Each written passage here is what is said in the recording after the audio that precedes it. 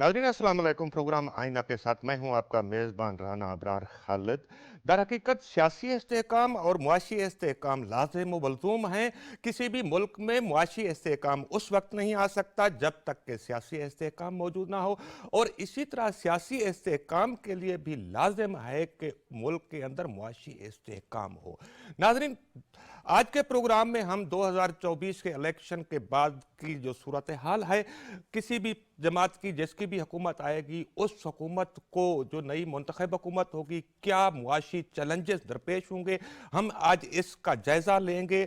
और ख़ास तौर पर नई हुकूमत के जो अवाम की तवक्कुआत हैं, क्या तवक्कुआत होंगी और क्या नई हुकूमत अवाम की तवक्कुआत पर पूरा उतर सकेगी।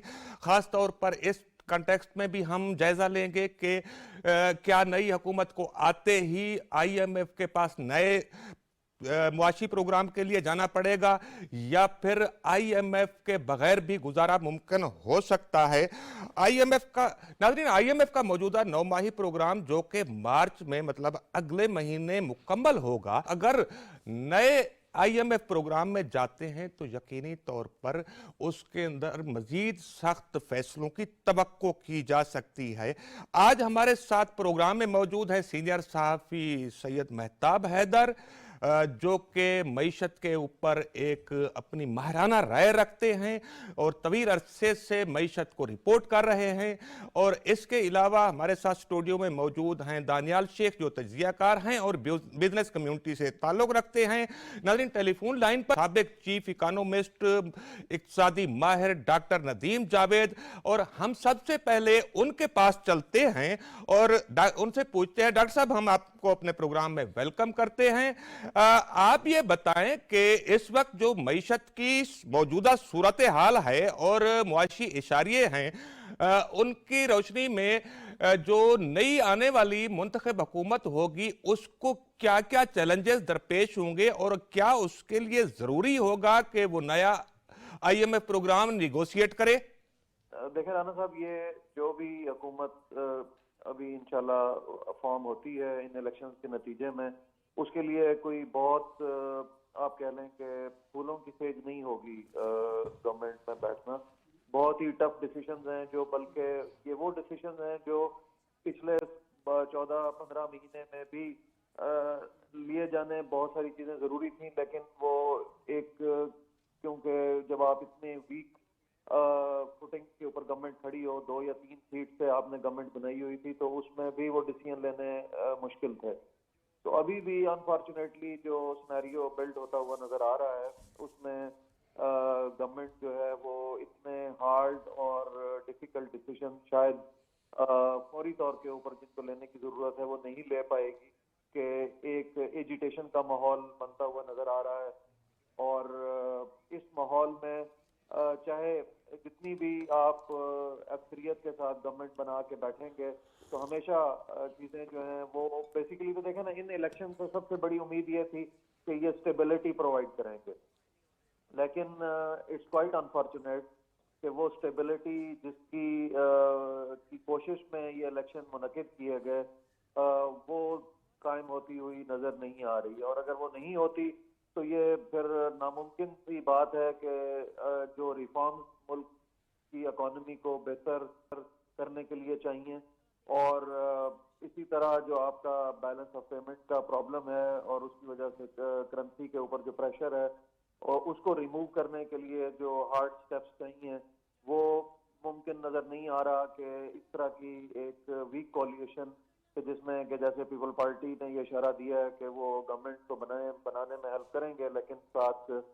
वजारतें लेना पसंद नहीं करेंगे, तो बहुत मुश्किल हो जाएगा इस तरह के मुश्किल फैसलों को लेना और मईशत को जो है वो बहाल करना। डॉक्टर साहब, ये बताएं कि आप खुद जानते हैं, आप बल्कि हुकूमत का हिस्सा भी रहे हैं। जो पिछली हुकूमत थी PDM की, उस वक्त भी कई मुश्किल फैसले लिए गए, बिजली की कीमतें भी बढ़ाई गई, सर्कुलर डेट कम करने की कोशिश की गई, इसके अलावा गैस की कीमतें और बाकी भी काफी सारे मय्यर लिए गए। और उसके बाद मौजूदा निगरान हुकूमत ने कई अहम फैसले किए जिसके नतीजे में करेंसी वैल्यू भी बेहतर हुई और बाकी इशारे भी बेहतर हुए, और अभी तक कई मुश्किल फैसले मजीद लिए जा रहे हैं। अभी मजीद आप क्या चाहते हैं कि ऐसे क्या फैसले लेने बाकी हैं जो कि नहीं लिए गए हैं? देखिए, वो इन फैसलों में सबसे इम्पोर्टेंट जो फैसला है वो आपके मुल्क में जो इन्फ्लेशन है इस वक्त तकरीबन 30% को छू रही है।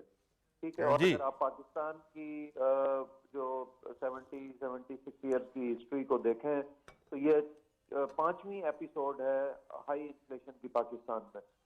ठीक है, और जब भी पाकिस्तान में इन्फ्लेशन 22-25% से ऊपर गई है तो उसको वापस एक सिंगल डिजिट में लाने के लिए मिनिमम जो टाइम रिक्वायर्ड होता है तकरीबन वो आप समझ लें 32 से 36 महीने का टाइम दरकार होता है।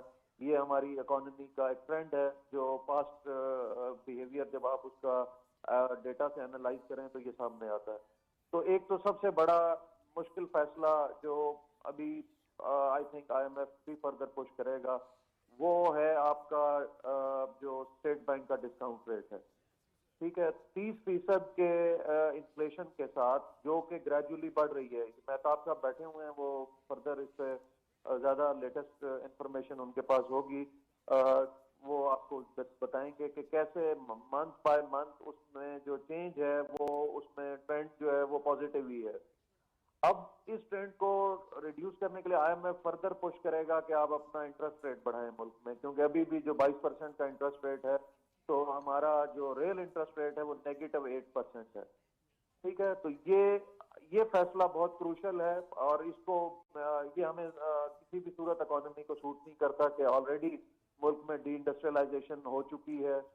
इन्वेस्टर्स जो हैं वो बिल्कुल हाथ पे हाथ धर के बैठे हैं कि मुल्क में कोई क्लैरिटी नहीं है कि पहले पॉलिटिकल स्टेबिलिटी की तरफ नजरें हैं सब लोगों की कि कोई एक स्टेबल गवर्नमेंट आएगी तो तभी इन्वेस्टर भी अपना सरमाया जो है वो इन्वेस्ट कर रहेगा। आज जब इन्वेस्टमेंट नहीं हो रही है तो रोजगार के मौके भी महदूद हो चुके हैं मुल्क के अंदर।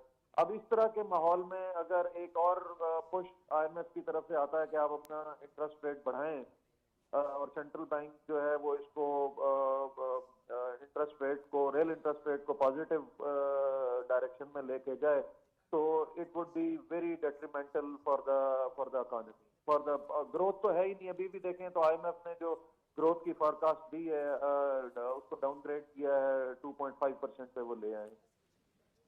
और अभी हार्डली गवर्नमेंट के पास अभी गवर्नमेंट बनते मार्च तकरीबन लग जाएगा। मार्च के बाद आपके पास मुश्किल से 4 महीने होंगे फिस्कल ईयर क्लोज करने पे, तो जिसमें मुझे लग रहा है कि जो 2.5% का ग्रोथ का टारगेट है वो भी मुश्किल से ही अचीव होगा अगर ये टर्बुलेंस रही और कोई क्लैरिटी जो है पार्टी बैठ के एवॉल्व ना कर सके। तो जी। इसके साथ दूसरा बड़ा जो चैलेंज नजर आ रहा है जी डॉक्टर साहब। जब आप जी जी दूसरा बड़ा जो चैलेंज है वो अगेन आपने अपनी इंपोर्ट्स को कर्टेल किया हुआ है। एक कंप्रेस्ड इंपोर्ट सिनेरियो है जिसमें कि हमने ये पिछले 3-4 महीनों में एक अपनी जो करंट अकाउंट को मैनेज किया है वो एक सुप्रेस डिमांड के कॉन्टेक्स्ट में मैनेज किया है। ठीक है, हमें और जब इस तरह की जरूरत हो और जिस तरह के हालात थे तो यही बेस्ट स्ट्रेटेजी थी जो कि पीएमएलएन की गवर्नमेंट ने प्लेस की, बाद में केयर टेकर सेटअप ने भी उसको कंटिन्यू रखा। लेकिन इस तरह का जो एनवायरनमेंट है आप उसको बहुत ज्यादा लंबे अरसे तक नहीं चला सकते कि आप अपनी इंपोर्ट्स को कर्टेल कर दें। जब आपकी इंपोर्ट बहुत ज्यादा सुप्रेस होती है तो उससे आपकी एक्सपोर्ट्स भी हर्ट होती है। जी। ठीक है, तो वो लॉन्ग रन में या हमारी एक्सपोर्ट परफॉर्मेंस को भी हर्ट करेगा। इंडस्ट्रियलाइजेशन का जो प्रोसेस है उसको बड़ा सवेयर तरीके से वो ऑलरेडी मुतासर कर चुका है। जी डॉक्टर साहब, मैं दोबारा आपके पास आता हूं। मेहताब साहब, आपने डॉक्टर नदीम जावेद की बातें सुनी और आप खुद एक अथॉरिटी है मईशत पर। रोज टीवी चैनलों में आपके हम सुनते हैं, आपकी राय हमारे सामने आती है। तो क्या ये डॉक्टर साहब जो बातें कर रहे थे अभी कौन से मजीद सख्त फैसले करने बाकी हैं? जिस तरह वो कह रहे थे कि ये 22% इंटरेस्ट रेट बैंकिंग ये नाकाफ़ी है, शायद आईएमएफ मज़ीद बढ़ाने का मुतालबा करे। पहली बात तो ये मैं समझना चाहता हूँ कि 30% पर इन्फ्लेशन है। अब ये जो इंटरेस्ट रेट की बात कर रहे हैं, ये इन्फ्लेशन सप्लाई साइड है, कंज्यूमर साइड नहीं है।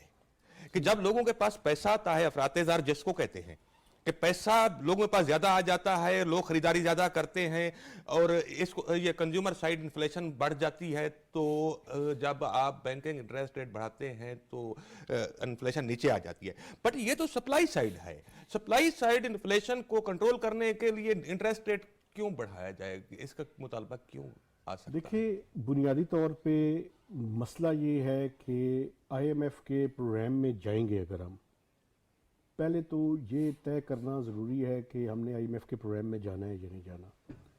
मेरे ज़ाती ख्याल में हमारे पास कोई ऑप्शन नहीं है शॉर्ट टर्म में कि हम आईएमएफ के प्रोग्राम को छोड़ सकें। तो जो भी हुकूमत आएगी उसको आईएमएफ के प्रोग्राम में जाना पड़ेगा। अब उससे बचने का तरीका अगर आप आगे चल के बात करें तो उस पर बात की जा सकती है। आईएमएफ की प्रिस्क्रिप्शन जो है वो यही है जो डॉक्टर साहब बयान कर रहे थे। अभी आप ये देखें कि हमारा जो इस टाइम हेडलाइन इन्फ्लेशन है वो 30% है। जो फूड इन्फ्लेशन है जी, फूड इन्फ्लेशन 45% की 44 पॉइंट समथिंग है, 45 को टच कर रही जी, है। बुनियादी तौर पर ये inflation is killing the poor, आम आदमी को और गरीब को खासकर। जी, इस इन्फ्लेशन ने, ये एक तरह का टैक्स है।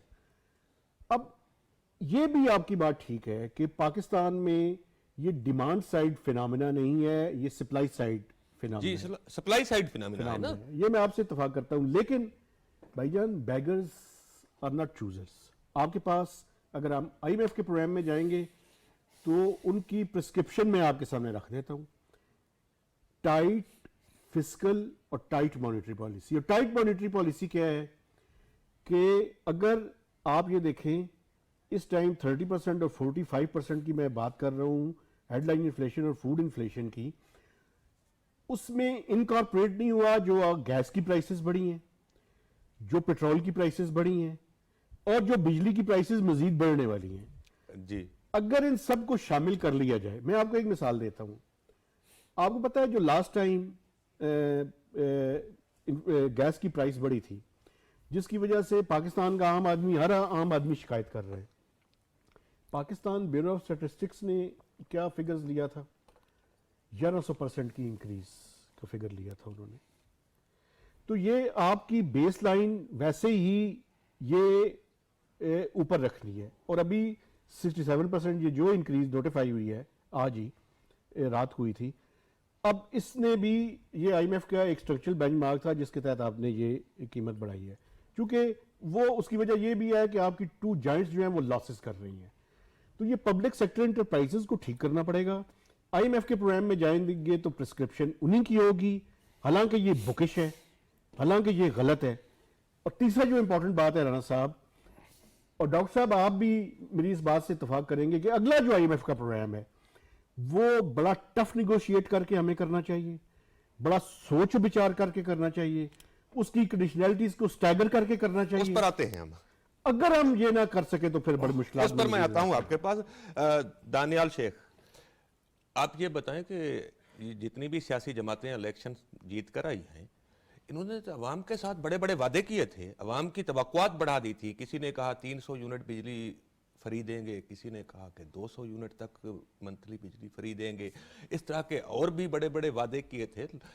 अगर ये आईएमएफ के पास नई हुकूमत जाने पर मजबूर होती है अगर, तो फिर अवामी तवक्कुआत का क्या होगा, उन वादों का क्या होगा?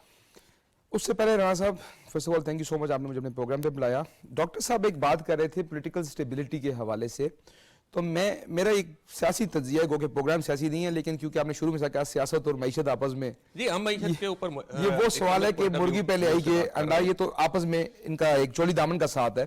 तो उस चीज को मद्देनजर रखते मैं नहीं समझता कि पॉलिटिकल फ्रंट पे अगले 2-3 साल पाकिस्तान में कोई किसी किस्म की एजिटेशन, खासकर जो एक जमात इसकी माजी में इसकी रखती थी, एक ट्रेजेक्टरी या हिस्ट्री रखती थी, उनको अगर आपने पिछले 24 घंटे से उनके, मैं पैराशूटर्स की बात नहीं कर रहा, जो उनके असल पुरानी लीडरशिप है, जिस अली मोहम्मद खान साहब को मैं अभी सुन रहा था, वो कहते हैं अब इसके बाद हम जो भी सियासत करेंगे असेंबली में करेंगे, सड़कों पे नहीं करेंगे। और इसी तरह जो है अभी उन्होंने नया में कोर्ट्स पे एतमाद है। तो मैं नहीं समझ रहा कि एजिटेशन की तरफ पाकिस्तानी पॉलिटिक्स जा रही है। और खासकर कल जो उनकी मौलाना साहब से मुलाकात हुई उससे तो बिल्कुल तय हो गया कि माजी की सियासत और अब की सियासत में ज़मीन आसमान का फ़र्क होगा और वो भी मफाहमती सियासत की तरफ आएंगे। रह गई आपने जो वादों की या वो बात की, उसमें जिस तरह शाह साहब ने अभी फरमाया था कि बेगर्स के नॉट बी चूजर्स, तो वो लिमिटेशंस तो है, लेकिन इस और जो ग्लोबल जियोपॉलिटिकल सिचुएशन है उसकी वजह से यूक्रेन के हालात, रशिया के हालात, चाइना इटसेल्फ एक इकोनॉमिक स्लो डाउन का शिकार है। मैं नहीं समझता कि उस तरह से शायद हमारी फिल वक्त हेल्प कर सके, तो और कोई ऑप्शन भी नजर नहीं आती। तो यस, ये तो एक मजबूरी है, एक कोड़ा घूट है जो गवर्नमेंट ऑफ पाकिस्तान को पीना पड़ेगा। डॉक्टर साहब, क्या हम ये आपसे मैं पूछना चाहता हूं कि आईएमएफ आखिरी हल है, कोई मुतबादिल है आईएमएफ का, या कोई भी मुतबादिल नहीं है? नहीं, देखें, ये तो आपको साहब ने भी बताया कि मुतबादिल जो कंपीटिंग स्ट्रेटेजी है वो हो सकती है, लेकिन अब प्रॉब्लम उसमें वही आएगा ना कि आपको अगर आपकी क्रेडिट रेटिंग बहुत लो है, ठीक है, और ये जो अभी इतना टॉपसी टर्वी पॉलिटिकल एनवायरनमेंट है, अभी वो साहब कह रहे थे कि शायद ऐसा नहीं होगा, पॉलिटिक्स असेंबली में होगी। मेरा नहीं ख्याल कि देखें, जो इन्वेस्टर होता है ना किसी भी मुल्क का, डोमेस्टिक इन्वेस्टर हो चाहे फॉरेन इन्वेस्टर हो, ठीक है, तो वो यही देख रहा होता है कि जो आपकी एक पेस्टल नॉर्मली होता है जो कि कैरी करते हैं इन्वेस्टर्स किसी भी मुल्क में इन्वेस्ट करने से पहले, तो वो यही देख रहे होते हैं कि जी जो पॉलिटिकल सिनेरियो है वो क्या शेप ले रहा है, कि किस तरफ को जा रहा है। अब अगर पॉलिटिक्स हो इश्यूज के ऊपर, फिर तो बहुत जबरदस्त है, और जी। गवर्नमेंट के ऊपर एक एडिशनल प्रेशर आ जाता है कि भाई हमें डिलीवर करना है। लेकिन अगर पॉलिटिक्स हो कि जी गवर्नमेंट को ऑफिस से निकालना है, कि आप इलेक्शंस को भी कंट्रोवर्शियल कर दें, रिजल्ट्स को भी कंट्रोवर्शियल कर दें, फिर आप जब गवर्नमेंट फॉर्मेशन हो जाए तो कोलिशन जो है उसको भी आप क्वेश्चन मार्क लगा दें, तो इस तरह के माहौल में कभी भी कोई इन्वेस्टर उस वक्त तक इन्वेस्ट नहीं करेगा इकोनॉमी में जब तक उसको ये नहीं क्लियरिटी होगी कि जो पॉलिसीज हैं गवर्नमेंट की 2000 for reasonably long time period के लिए हैं, और जो गवर्नमेंट का स्टैंस है और जो मैक्रो एनवायरनमेंट गवर्नमेंट प्रोवाइड करने जा रही है ये स्टे करेगा और for a longer time period. ठीक है, तो ये आई थिंक इन चीजों के ऊपर या तो आप पार्लियामेंट में बैठ के एक दफा इन चीजों के ऊपर एक क्लैरिटी ले आए, और कि जी गवर्नमेंट जो है is gonna stay there for a longer time period, अपनी टर्म पूरी करेगी, और जो मेजर चैलेंजेस हैं इकोनॉमी के उनके ऊपर जो डिसीजंस हैं वो असेंबली में डिबेट जरूर होंगे, बट उनके ऊपर कोई पॉलिटिक्स बाहर पब्लिक में नहीं होगी। लेकिन ऐसा होगा नहीं, ठीक है, क्योंकि अभी हमें नजर आ रहा है कि जैसे आपका भी जो क्वेश्चन है, अगर आप आईएमएफ के पास नहीं जाते तो आपके पास अल्टरनेट क्या है? अल्टरनेट ये है कि आप अपना इंपोर्ट बिल और कम करें, ठीक है, और इंपोर्ट बिल और कम करने का मतलब ये है कि आपको पता है एज ऑफ टुडे आपकी जितने ऑटोमोबाइल मैन्युफैक्चरर हैं पाकिस्तान में they are in the court, ठीक है, हुकूमत पे वो केसेस कर चुके हैं कि हुकूमत जो है वो पिछली अपनी ऑटो पॉलिसी की वायलेशन कर रही है। इसी तरह जो मेजर आपकी एलएसएम लार्ज स्केल मैन्युफैक्चरिंग में आप देखते हैं तो मेजर जो यूनिट्स हैं प्रोडक्शन के, आपकी जो टेक्सटाइल है वो बुरे तरीके से हर्ट हुई है, ठीक है, तो अब आप अपनी एक्सपोर्ट बढ़ाने की पोजीशन में हैं तो आप आईएमएफ के पास मत जाएं। अगर आप अपनी एक्सपोर्ट भी तकरीबन 3-4 अरब डॉलर से नहीं बढ़ा सकते शॉर्ट टर्म में, मुझे नहीं लग रहा, ठीक है, जो हालात हैं और जो एनर्जी की प्राइसिंग है पर्टिकुलरली, इसी तरह आप अपना इंपोर्ट बिल फर्दर 1.5-2 अरब से स्लैश नहीं कर सकते। अगर आप फर्दर करेंगे तो ये और जो है एग्जिस्टिंग जो आपकी इंडस्ट्री है उसके लिए बहुत सवेयर प्रॉब्लम क्रिएट हो जाएंगे। तो जब आप ये दोनों काम नहीं कर सकते तो आपको तकरीबन 4-4.5 अरब डॉलर का यहाँ पे जो ग्रॉस फाइनेंसिंग नीड्स है वो आपकी जनरेट होगी, चाहे आप जितना मर्जी कॉशियसली जो है वो मैनेज कर रहे हो अपने करंट अकाउंट को। जब ये जनरेट होंगी तो इसके साथ आपकी बहुत सारी पेमेंट्स हैं आईपीपीज को जो जानी है, आपका एनर्जी बिल है जो आप पेट्रोल और डीजल इंपोर्ट करते हैं उसकी एक तकरीबन 2.5% के ऊपर जो ग्रोथ है उसके ऊपर अगर आप कैलकुलेट करें तो वो एक रीजनेबल 20-22 अरब डॉलर का जो है ये बिल भी बनता है, ठीक है। तो इन तीनों चीजों को मद्देनजर रख के आईपीपीज की पेमेंट, आपका एनर्जी बिल, प्लस आपकी इमीडिएट जो रिक्वायरमेंट है इंपोर्ट बिल वो, और दूसरी तरफ आपकी एक्सपोर्ट कोई बहुत एक्सपोनेंशियली नहीं बढ़ने लगी शॉर्ट टर्म में, जितना मर्जी आप जोर लगा लें अभी, यानी कि आपको एटलीस्ट 1.5-2 साल के बाद गवर्नमेंट अगर कोई आके बहुत राइट स्टेप लेगी भी तो 1.5 से 2 साल बाद उसका इम्पैक्ट आएगा। तो अब इस गैप को मैनेज करने के लिए कौन आपको दे? क्या आप इंटरनेशनल मार्केट से बोरो कर सकते हैं? अगर हमारी क्रेडिट वर्दीनेस बहुत अच्छी होती तो हम डायरेक्ट इंटरनेशनल मार्केट से बोरो कर लेते हैं, हमें आईएमएफ के पास ना जाना पड़ता, लेकिन हमारी वो रेटिंग्स भी स्टैंडर्ड मूडीज की और जी। फिच की जो रेटिंग्स है वो कोई बहुत हौसला अफजा नहीं है।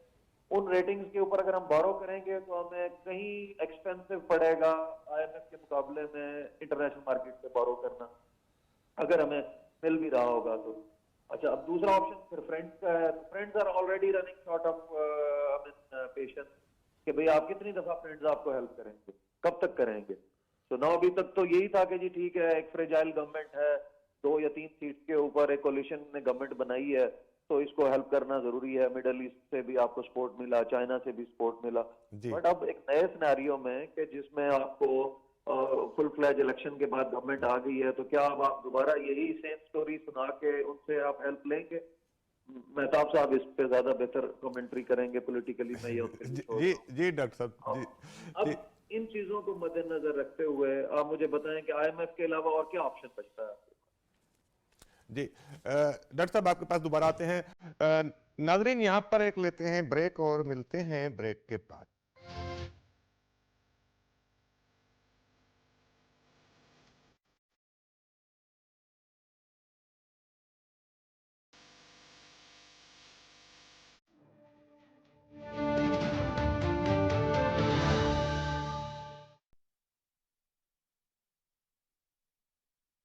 الله أكبر الله أكبر الله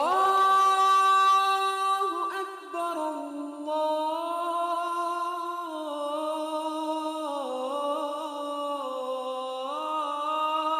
الله أكبر أشهد أن لا إله إلا الله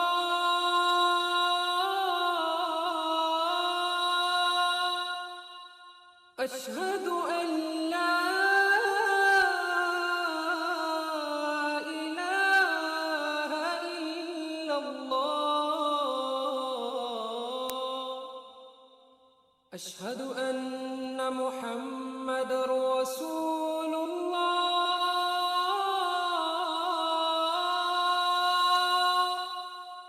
أشهد أن محمد رسول الله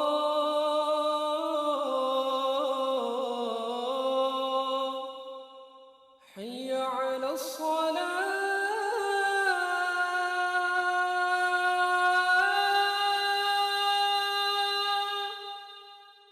حي على الصلاة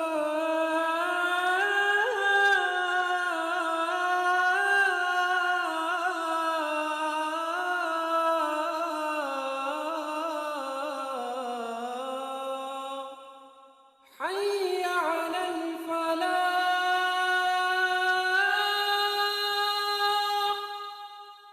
حي على الفلاح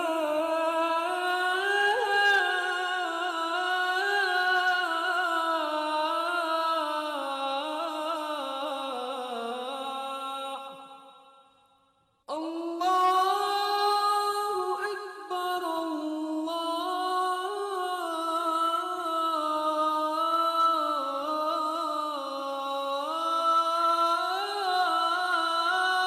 أكبر لا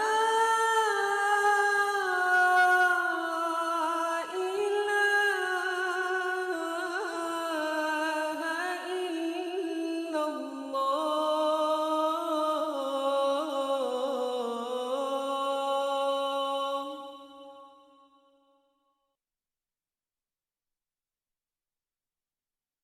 اللهم صل على محمد وعلى آل محمد كما صليت على إبراهيم وعلى آل إبراهيم إنك حميد مجيد. اللهم بارك على محمد وعلى آل محمد كما باركت على إبراهيم وعلى آل إبراهيم إنك حميد مجيد.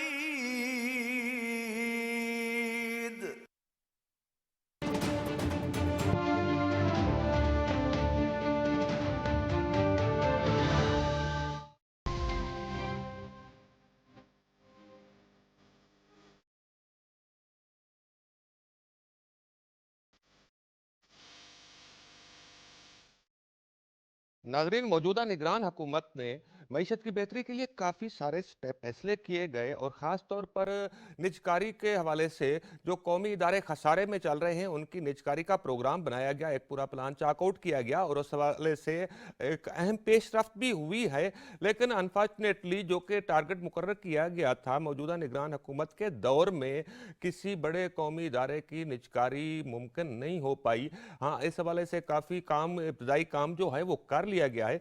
मेहताब हैदर साहब, जब नई हुकूमत आएगी तो आईएमएफ से निगोशिएशन कर रही होगी तो वहाँ निजकारी का मामला भी उठाया जाएगा कि जो 500 अरब रुपए से ज़्यादा खसारा हमें पड़ रहा है कौमी इदारों की मद में, एसओईज की मद में, तो ये बर्डन भी तो नई हुकूमत के ऊपर होगा। तो क्या नई हुकूमत इसमें कामयाब हो जाएगी?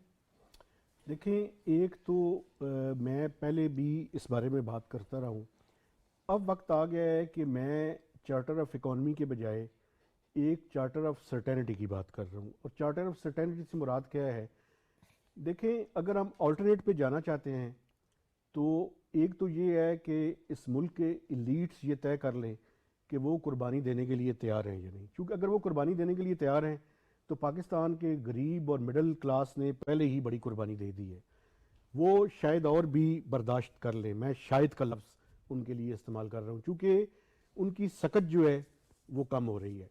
अब प्रॉब्लम ये है कि लीड ने तय करना है कि क्या वो कुर्बानी देने के लिए तैयार हैं या नहीं। अगर हमने आईएमएफ के प्रोग्राम में जाना है, वो उन्होंने अपना अगर स्टेटस को बरकरार रखना है तो फिर आईएमएफ के प्रोग्राम में जाना पड़ेगा। आईएमएफ के प्रोग्राम में एक बात मैं आपको बता दूं, सिर्फ निजकारी का इशू नहीं है। सबसे इम्पॉर्टेंट इशू जो मेरी नज़र में है वो आपका ये जो अनसस्टेनेबल डेट है। डेट जो है, ये जो कर्जा है, ये अनसस्टेनेबल लेवल्स को पहुंच रहा है। इस डेट के बारे में हमें, चाहे डोमेस्टिक डेट हो चाहे एक्सटर्नल डेट हो, इन दोनों के बारे में एक स्ट्रैटेजी और एक फ्रेमवर्क आईएमएफ के सामने रखना पड़ेगा कि हम डोमेस्टिक डेट के बारे में क्या करेंगे, हम एक्सटर्नल डेट के बारे में क्या करेंगे। दूसरी जो डॉक्टर साहब ने बड़ी इंपॉर्टेंट बात की और मैं समझता हूँ बड़ी इंपॉर्टेंट है, वो है पाकिस्तान का एनर्जी सेक्टर। एनर्जी सेक्टर को हमें ठीक करना पड़ेगा। ये एनर्जी सेक्टर इस तरह से नहीं चल सकता। उस पर अगर आप डिटेल में जाएं तो मैं डिटेल में जाके मजीद बात कर सकता हूं कि जी, मैं क्या आप बात बिल्कुल करूं। डिटेल में बात करें। हमें क्या इसमें मजीद करेक्शन करने की जरूरत है? हालांकि बिजली के नर्ख तो बहुत ज्यादा बढ़ गए हैं। देखें, उसमें कुछ शॉर्ट टर्म, कुछ मीडियम टर्म, कुछ लॉन्ग टर्म काम करने की ज़रूरत है। बुनियादी प्रॉब्लम जहाँ से स्टेम होती है, जहाँ से शुरू होती है, वो है इस मुल्क का एनर्जी मिक्स ठीक नहीं है। अभी जो प्रॉब्लम है वो ये है कि हमने जो एग्रीमेंट्स किए हुए हैं आईपीपीज़ के साथ, और ख़ासकर जो पिछले पीएमएलएन के ज़माने में या उसके बाद एग्रीमेंट्स हुए, उनके तहत अब प्रॉब्लम ये है कि हमने सॉवरेन गारंटीज दी हुई हैं और उनकी रीपेमेंट्स डॉलर्स के अंदर हैं। एक तो ये इशू है, बड़ा इंपॉर्टेंट उसके अंदर इशू है कैपेसिटी रीपेमेंट्स का। कैपेसिटी रीपेमेंट्स का हम क्या करेंगे, चाहे हम बिजली खरीदें या ना खरीदें। देखिए, पाकिस्तान में हमें हर चीज़ डिटेल में जाके समझने की ज़रूरत है। गर्मियों में हमारी कंजम्पशन बढ़ जाती है, सर्दियों में हमारी कंजम्पशन कम हो जाती है, लेकिन कैपेसिटी रीपेमेंट्स वहीं पे खड़ी हैं। इसका कोई ना कोई हल ढूंढना पड़ेगा। उससे ऊपर नहीं, मेरा एक सवाल है यहाँ पर जी मेहताब प्लीज। साहब, आप मईशत को बहुत समझते हैं कि कौन सा इन्वेस्टर है जो बाहर से आकर बिजली के शोबे में, पावर के शोबे में इन्वेस्टमेंट करे विदाउट कैपेसिटी पेमेंट्स? ऐसा कोई इन्वेस्टर दुनिया में पाया जाता है या ऐसा कोई इन्वेस्टमेंट मॉडल पाया जाता है? क्वेश्चन तो ये है कि हम वो जो बिजली पैदा होती है उसका सही यूटिलाइजेशन कर पाते हैं कि नहीं कर पाते, हम उससे उस बिजली से क्या बना रहे हैं, क्या फायदा उठा रहे हैं, ये भी तो देखने की बात है। आप बिल्कुल, you have hit the nail. आप ये देखिए जब चीज़ों को समझे ना, हल क्या है इसका? हल ये है कि रीजनल कनेक्टिविटी की तरफ हम जाएं। हम गर्मियों में बिजली जहाँ से सस्ती मिल सकती है वहाँ से इंपोर्ट करें, और सर्दियों में जहाँ पे रिक्वायरमेंट है वहाँ पे एक्सपोर्ट करें। या बेसिकली जब पीएमएलएन के ज़माने में, डॉक्टर साहब को ये याद होगा, जब सी पैक को सारा इन्होंने इन्वेस्ट किया था तो उसका बुनियादी यही था कि हम एनर्जी सेक्टर को हल करेंगे, इंडस्ट्रियलाइजेशन होगी, एससीजीज बनेंगी, एससीजीज में फैक्ट्रीज लगेंगी, उन फैक्ट्रीज में बिजली इस्तेमाल होगी, हम अपनी एक्सपोर्ट्स को बढ़ाएंगे और वो बिजली के बिल भी अदा करेंगे। आज 2024 में बैठे हैं, एक भी एससीजी जो है वो फंक्शनल नहीं हुआ। जो रशा कई वाला है, ये मेरी तायद करेंगे, मार्च या अप्रैल में उसका फर्स्ट फेज मेरे ख्याल में फंक्शन होने वाला है, वो भी फर्स्ट फेज। मुझे ये बताएं कि हमने जो माजी में जो कुछ किया है इस मुल्क के अंदर, उसकी कीमत है सर। ये नहीं हो सकता कि हम जो कर रहे हैं उसकी कीमत नहीं है। अब वो वक्त आ गया है कि जो हम डिसीजंस कर रहे हैं, हर डिसीजन की एक कॉस्ट है, और वो कॉस्ट अलमिया ये है कि पाकिस्तान के लोगों को अदा करनी पड़ रही है। लेकिन मुझे इससे के साथ ही आईएमएफ के अगर हमने जाना है, हमने अपने टैक्स बेस को बढ़ाना है, हमने एक्सपोर्ट्स को ठीक करना है, पावर सेक्टर को ठीक करना है, गैस के सेक्टर को ठीक करना है। ये जो आने वाली हुकूमत है इसकी प्लेट इतनी फुल है कि निजकारी भी उसके अंदर आ जाएगी। जब आप इन चीज़ों को ठीक करेंगे तो कुछ इदारों को आपको जान भी छुड़ानी पड़ेगी, और उसके लिए मैं जहाँ से शुरू किया था कि चार्टर ऑफ सर्टेनिटी की ज़रूरत है। यकीनी सूरत हाल पता करें, रूल्स ऑफ द गेम तय करें, पता हो कि किसने क्या काम करना है और उसे वो काम करने का मौका दिया जाए। चार्टर ऑफ सर्टनिटी की ज़रूरत है। दानियाल शेख, पाकिस्तान में जब इकोनॉमिक एक्टिविटी स्लो होती है तो उससे फिर आवाम को कितना बेरोज़गारी और दूसरे मसाइल का सामना करना पड़ता है। आप क्या तजवीज़ करेंगे कि नई आने वाली हुकूमत मईशत की बेहतरी के लिए क्या कर सकती है?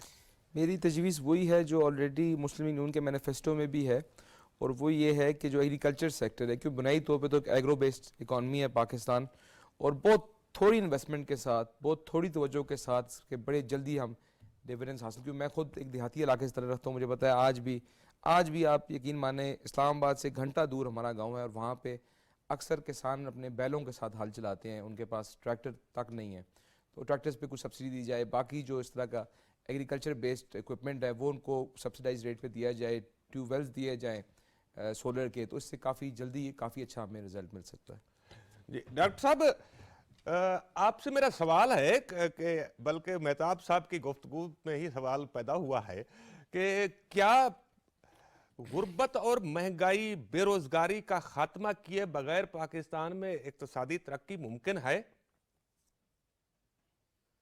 जी राना साहब, ऑफ कोर्स देखें, इनका तो बड़ा क्लियरली डिफाइंड रिलेशनशिप है, और कि आप जब तक आप पॉवर्टी को एक सर्टेन लेवल से एलिवेट नहीं करते हैं और इनकम लेवल सोसाइटी में नहीं इंक्रीज करता है, तो ये मुमकिन नहीं है कि एक क्वालिटी ऑफ लाइफ या जो डेवलपमेंट है उसका भरपूर फायदा उठाया जा सके। तो यही एक बड़ा चैलेंज होगा आई थिंक। देखें 2018 का जो पीएमएलएन का टाइम पीरियड था उसमें तमाम इशारिया जो थे पॉवर्टी के, और बड़ी बेहतरी और हौसला अफजा सूरत हाल थी कि जिसमें पॉवर्टी, अर्बन पॉवर्टी में भी, रूरल पॉवर्टी में भी कमी वाक़ हो रही थी। ठीक है, जिनी कोफिशिएंट है जिससे आप इनइक्वालिटी मेजर करते हैं, उसमें भी बड़ी वाजे जो है वो कमी एस्टेब्लिश हो रही थी। बट उसके बाद फिर कोविड और जो एक रिजीम एस्टेब्लिश हुआ, उसने वो सारा मोमेंटम बेड़ा गर्क कर दिया। बल्कि अभी आपकी इसी डिस्कशन से कि अभी जो आपने सवाल पूछा मेहताब साहब से कि जी के कैपेसिटी का जो इशू उन्होंने हाईलाइट किया, देखिए कैपेसिटी का इशू, आपका बड़ा सही जवाब था उस पे कि कैपेसिटी का इशू आया ही इसलिए कि जब मुल्क में 6-7% इकोनॉमिक ग्रोथ को फोरसी करके आपने बिजली घर लगाए हों और फिर अचानक से एक एक्सपेरिमेंट हो, मुल्क में चलती हुई गाड़ी जो है उसको आप जो है वो रोक दें, तो फिर यही होगा कि ग्रोथ रेट जब गिरेगा तो इवेंचुअली वो जिस ऑब्जेक्टिव के लिए बिजली घर लगाए गए थे वो फिर बिजली यूज ही नहीं हो पाई और अभी तक फिर हम उसका खमियाजा भुगत रहे हैं। यही वो कॉस्ट है जिसकी अभी बात कर रहे हैं मेहताब साहब भी, कि ये कॉस्ट कौन जो पे कर रही है कैपेसिटी पेमेंट की शक्ल में, ये बेसिकली उसी का ही नतीजा है जो 2018 में हुआ, एक रिजीम चेंज करके एक इतना बड़ा जो इकोनॉमी के लिए प्रॉब्लम क्रिएट किया गया, वो मोमेंटम फिर दोबारा से बिल्ड नहीं हो सका अभी तक। अभी भी आज भी हम देखें 2-2.5% की बात कर रहे हैं। जी तो जब तक इकोनॉमी 6-7% पे ग्रो नहीं करेगी, ना ही तो आप पॉवर्टी को रिड्यूस कर सकते हैं, ना ही रोजगार को रिड्यूस कर सकते हैं, और ना ही ये जो कैपेसिटी पेमेंट्स हैं इनसे छुटकारा पाया जा सकता है, क्योंकि जब तक ये बिजली घर जो लगाए हैं बिजली बना के फैक्ट्रियां नहीं हम चलाएंगे, फैक्ट्रियों में इस्तेमाल नहीं करेंगे, तो हमें ये कैपेसिटी पेमेंट्स पे करना पड़ेंगी।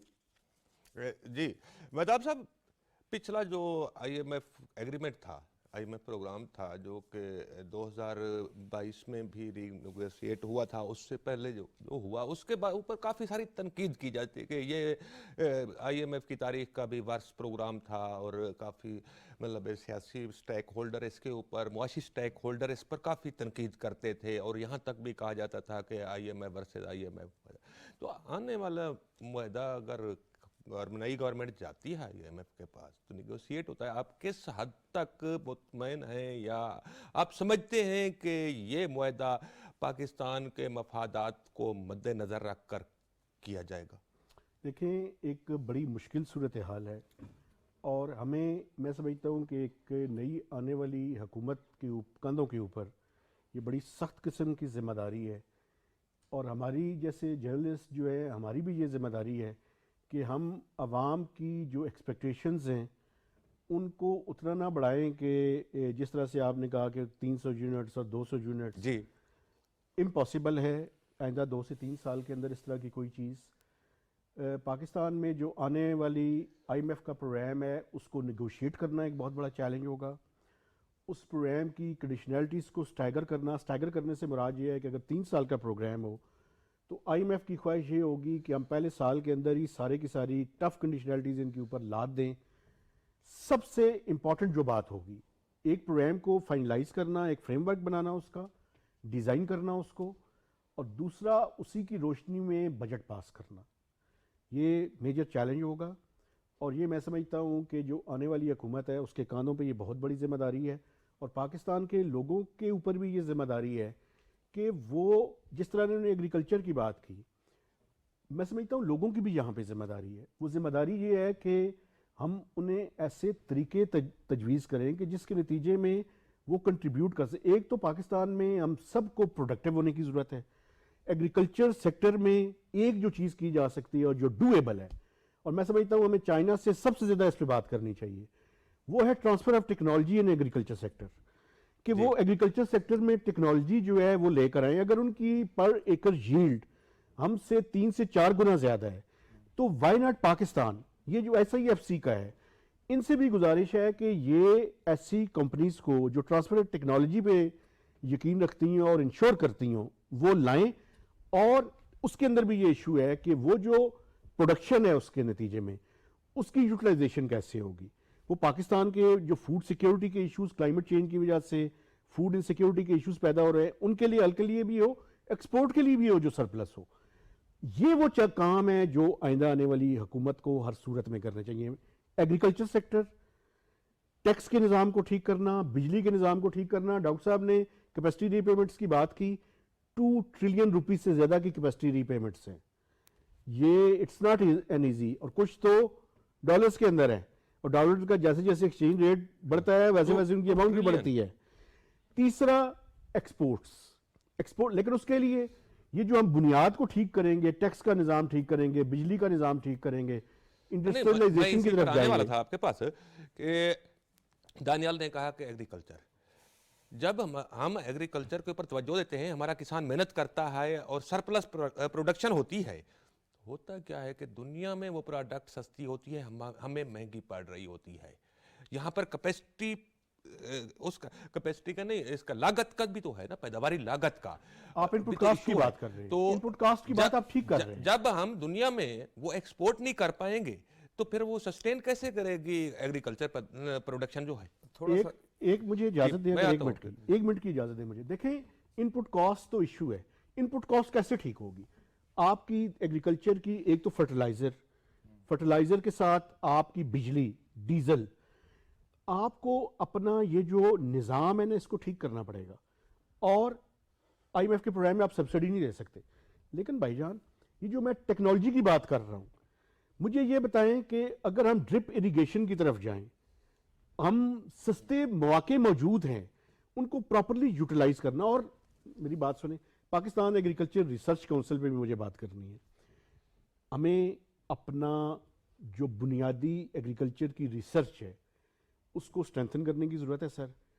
चाइना से ये हेल्प लेने की ज़रूरत है कि वो ट्रांसफ़र ऑफ टेक्नोलॉजी करें।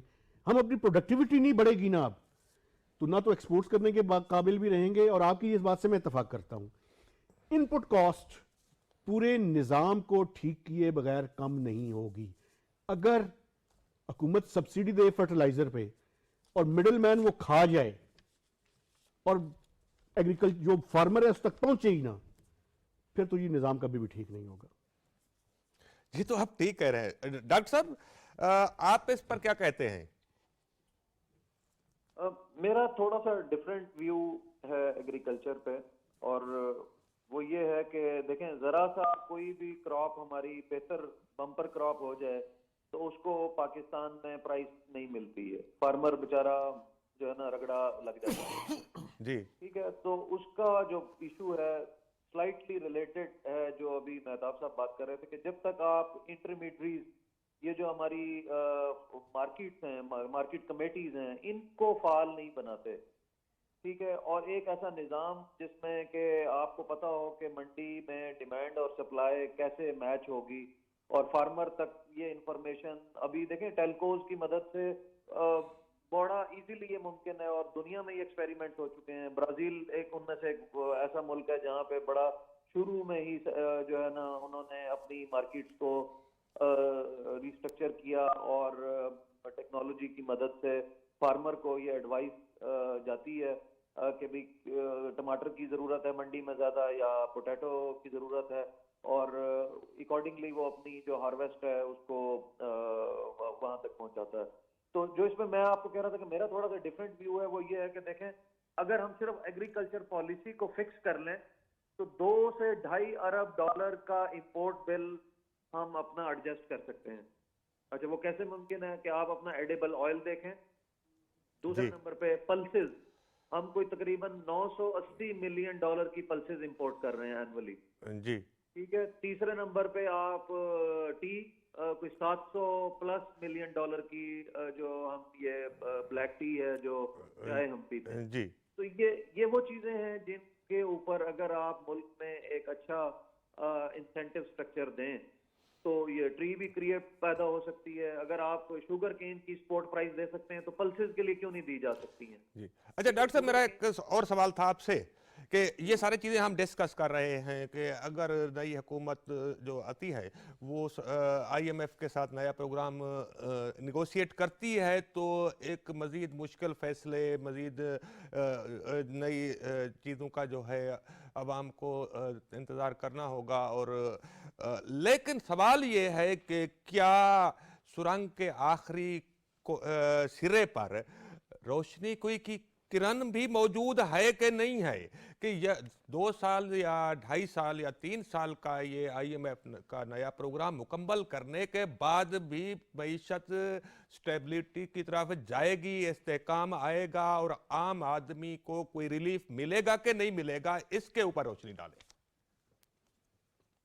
देखिए, इसमें तो कोई शक नहीं है, अगर हम अपने राइट स्टेप्स लिए जाएं, मुल्क में एक अच्छा मैक्रो एनवायरनमेंट प्रोवाइड किया जाए और प्रोवाइडेड दैट कि पॉलिटिकल स्टेबिलिटी, पहला जैसे अभी दानियाल साहब ने भी कहा था कि जी चिकन एंड एग सिचुएशन है कि पहले अंडा है या मुर्गी है, तो political stability is the first thing. बाकी सब चीजें फॉलो करती हैं इसको।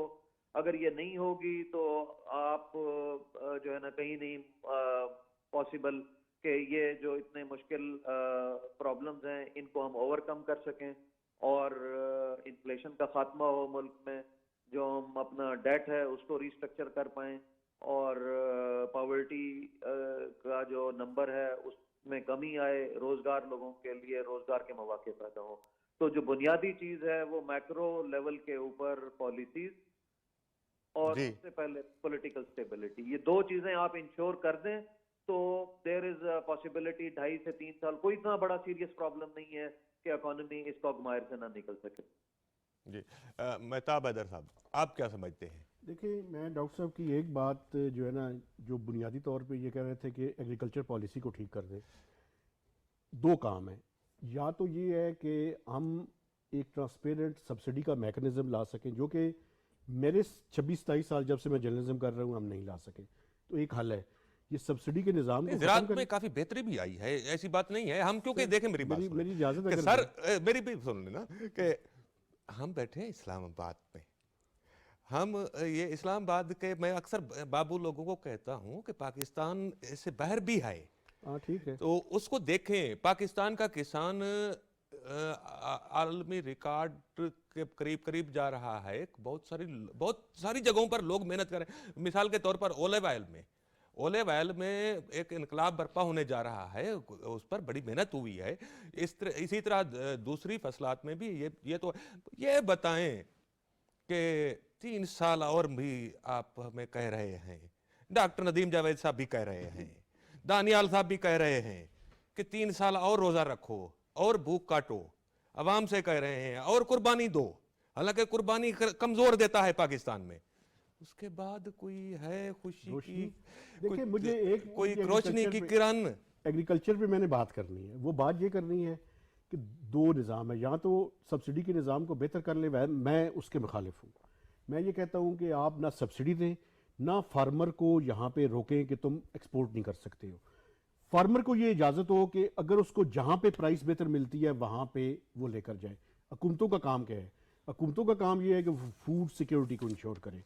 तो जो स्ट्रेटजिक रिजर्व्स हैं हुकूमतों ने मेंटेन करें, बाकी फार्मर्स को इजाज़त दे कि अगर उनकी चीज़ बाहर कहीं जाके बेहतर बिकती है, एक कम्पिटिटिव इन्वायरमेंट करें या सब्सिडी के निज़ाम को बेहतर करें। आप जो बात कर रहे हैं, देखें, अगर बुनियादी तौर पर हम बुनियादी चीज़ों को ठीक कर लें तो आज भी मैं समझता हूं कि चीज़ों को ठीक किया जा सकता है, अवाम की ज़िंदगी में बेहतरी लाई जा सकती है।